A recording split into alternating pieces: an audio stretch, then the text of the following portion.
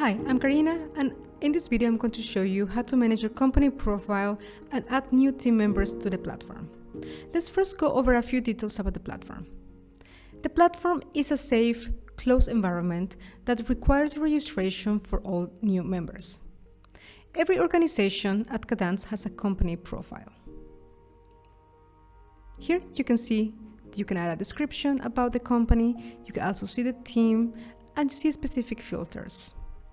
To make changes to the profile of your company or our new team members, you need to be the company owner.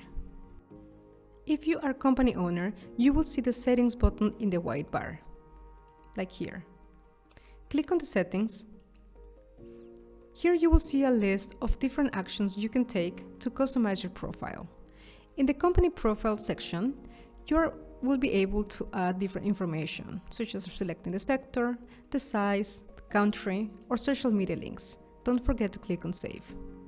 Make sure that in the location you have the right location. This setting customizes the notifications that you and your team will receive. You can add the contact information. And let's have a look into adding new team members. Click on Team.